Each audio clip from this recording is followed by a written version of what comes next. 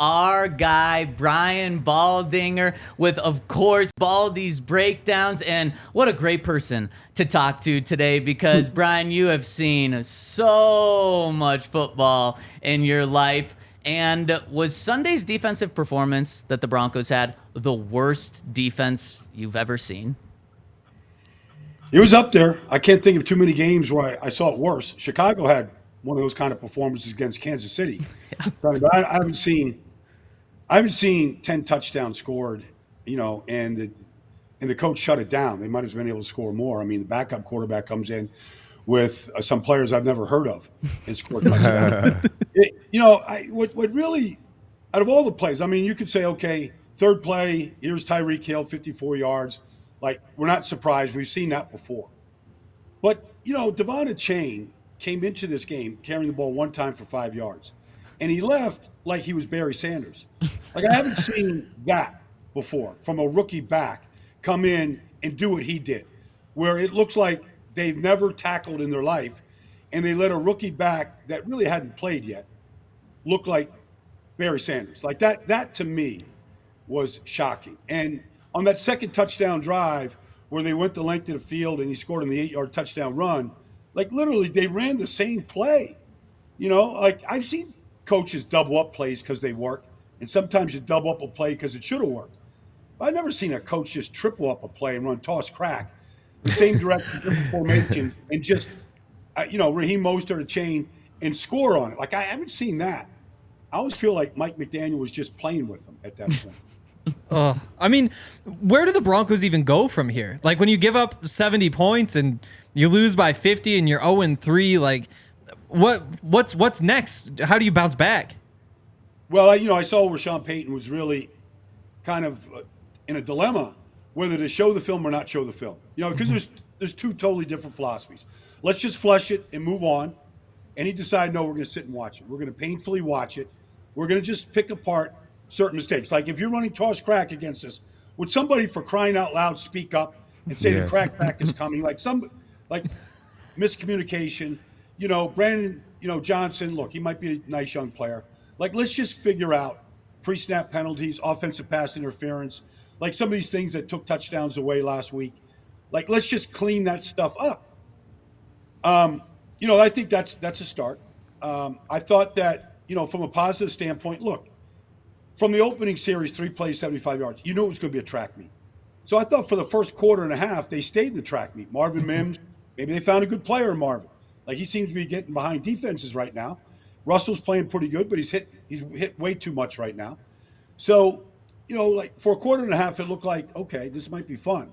And then, 21-10 became 28-35, and it was ugly. So it was over. But I just thought you got to take what you've done well. Russell's played pretty good football. The turnovers are horrible. They're not taking the ball away. Why is that? Like, sometimes they come in bunches, but you can't keep losing the turnover battle like they did on Sunday, like they did the week before against Washington. You can't lose the turnover battle and win games. It's not going to happen.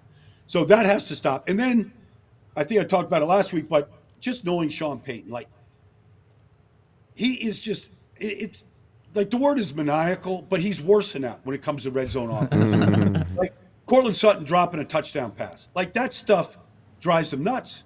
Going back to week 1 against the Raiders, they're down there, I don't know, at the 5-yard line, they can't score. Like, it's driving them. Like, he'll kick the field goals because you got to kick a field goal. But he don't want to kick any field goals. He wants to score touchdowns, and they're not doing it right now. I definitely feel like they need to score touchdowns. I want to go back to a point where you talked about players' mistakes and being able to clean it up. Specifically, you mentioned that toss crack. I think I saw Randy Gregory get cracked on multiple times, and he never looked to the wide receiver. Right. He kept running upfield. And as a veteran outside linebacker, I feel like that's something he should know. At this point, is it more talent, or is it just him understanding his job, and is it something that he can correct, or is he kind of too far gone? Well, it should only happen once. Yes. And then it should never happen again. Like, you have to look for it. You have to feel it. Somebody's got to be telling him, here it comes. I mean, River Craycraft is lined up there for a reason. Yep. Like, there now, to actually get blocked by a wide receiver, if I'm Randy Gregory, it's embarrassing. Like, you feel the crack, you just swat him. Like, swat. Like, a wide receiver can't stick his helmet into my ribs and stay blocked. You can't. You just can't. You play right over the top. like you have to defeat the block. So there's two things. Communication there helps. And then Randy Gregory, you can't get blocked, you can't stay blocked, you can't be blocked. Like it just can't happen. Like Nick, I don't care if it's Nick Bosa, if it's Randy Gregory, like you can't get blocked on that play. Brian, Because if you defeat that block, the whole play gets blown up. Yeah. There is no touchdown. There's nothing. Everything, all the downfield blocks don't matter because the pursuit is going to stretch it, and you're never going to get that turn up into the alley. So it's never going to happen. So that block is the key block to defeat, and that's why if you're going to run that play, you better get somebody who knows how to make that block. And there's a lot of different ways to coach it, but that block makes the play. Brian, I know it's only 3 weeks into the season here, but with all of these issues on defense, does there need to be a change on defense, whether it's the defensive coordinator, a lot of people calling for Vance Joseph's job in Denver this week, or do you need to just make some changes and pull some guys out of the starting lineup? Does something big need to happen? Well, I mean, teams have done that. Yeah, I mean, defense coordinators get fired in this league. Sometimes you fire them just to be the fall guy, just to have a different voice in the room. But after you give up 10 touchdowns like they did, I mean, every defensive coordinator would feel like their head's on the chopping block. They have to feel that way. It's on their watch. And so I think it's a little early for that. I mean, Sean Payton, if he cuts ties this quickly, then you start really questioning, well, what about this whole staff? Is it just Vance? Is it Sean Payton's staff? Did he not get the right guys? Like, whatever. I think it's a little early to pull the plug. You got a very winnable game in Chicago this weekend. Winning is the best deodorant for all this stuff. But the one thing I always thought about Vance Joseph is because of the way that he pressured the quarterback, they took the ball away a lot in Arizona. They had takeaways. They're not taking the ball away at all. They're not causing any fumbles. They're not intercepting any passes. They're not getting their hands on any balls. Like, they got to start taking it away. And sometimes pressure does that, and sometimes just being relentless about popping a ball out the way some teams are, like, that's got to start changing. If you're going to give up yards, you can live with that if you take it away. If you just look at Sean Payton's history, the year he won his Super Bowl in New Orleans, they led the league in takeaways. All right, so, like, that's you need to start taking away. You can't be -4 in the turnover battle after 3 games and think you're going to have a winning record. Yeah, I mean, when you look at these two teams and the Bears and the Broncos, we just had the discussion, are those the two worst teams in the NFL? I mean, do you think that they are? Like, are we about to watch potentially the matchup of the two teams most likely to go get Caleb Williams at the end of the year this weekend? Well, you might have said before last week that Arizona could have been in that, but Arizona was in every game, and then they just beat the Dallas Cowboys. And then he just beat them. They beat them. They ran for 220 yards. They played airtight red zone defense. I mean, they did everything they didn't do in the first 2 games to finish games. So I feel like Denver isn't the worst team. I mean, the 1-point loss to the Raiders, who are a bad team, I feel like the Raiders are worse, even though the Raiders beat them. Like, just the way that team is playing and the lack of belief in any part of that team. I feel like Denver's better than that, but the record is what the record is. So, but I would say Chicago, though, like, I can't find any sort of shining light. You fire the defensive coordinator for things that probably haven't been told yet. The quarterback speaks out after 2 weeks against the offensive coordinator and the design. It was 41-0. 7 minutes into the third quarter the other day, and Taylor Swift, he wasn't sure exactly what color jersey, Travis Kelce had on. Like, it was ugly. So I feel like the way they're playing, like, that looks like the worst team to me. I definitely agree. I think that the Bears are the worst team in the NFL. They don't do many things right or well. The only category where they're not in the bottom of the league is rushing. They average 101 rushing yards a game. After seeing the Broncos give up 350, do you think it's a smart game plan for them to just come out and try to pound the ball as much as they can, run a couple toss cracks, and basically try to win the game on the ground and take the ball out of Justin Fields' hand? Well, Justin Fields is going to be a part of the run game. And one of the reasons why, they led the league in rushing last year, Justin ran for over 1,000 yards. And, he's running the ball a lot this year in scrambles, design runs. But But you can't. I mean, it'd be nice if you could just be Barry Switzer at Oklahoma in the mid '70s and just run the wishbone, But this, on 3rd and 8, you're probably not going to run the ball, and you're going to be in that situation, so you still have to throw it. But yeah, I would lean heavily on the run, and just see, if they can get off blocks, if they can, if they can figure out the run fits and all that kind of stuff that you got to just be basic, to any sort of defense. Every defense is a gap defense. If you could just get to your gaps, and make them earn their yards.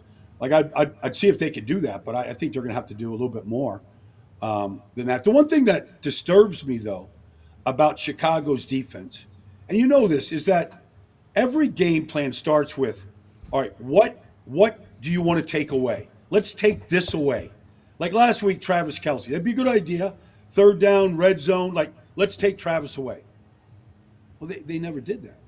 They never hit him off the line of scrimmage. They never doubled him. He just ran like he was a 3rd-string tight end to the open spots, and he it was ridiculous. And so, I feel like they don't start with the basics of taking something away.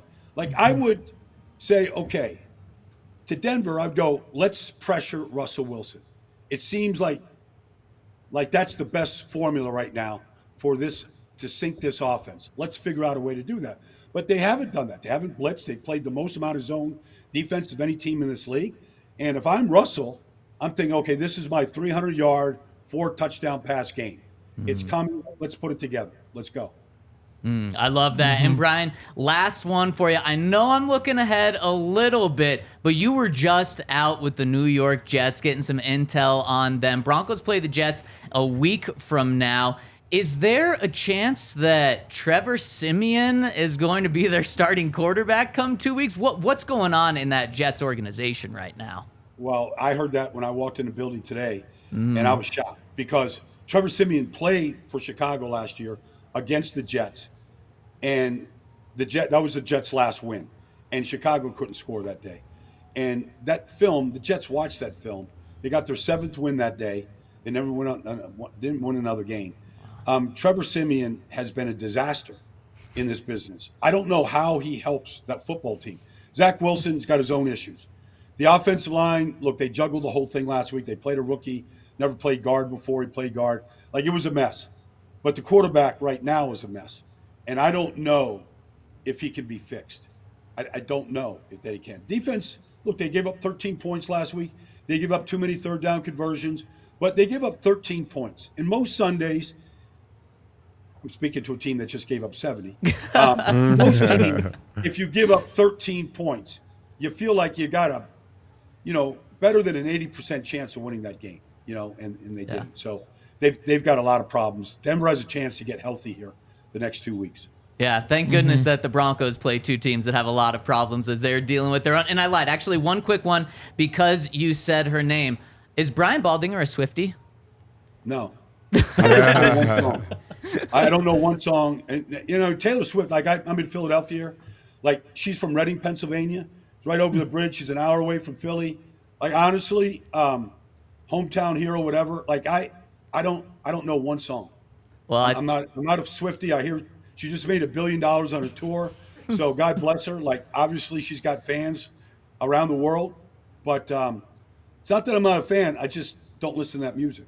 Well, you know what? I think Broncos fans appreciate that since now she's riding with the Chiefs. So, Brian, awesome insight. Yeah. Thank you so much. We're so pumped to have you on next week. Maybe talking about a 1-win Broncos team. Thanks so much for your insight, Brian. Okay, guys. You got it, man. Man, awesome.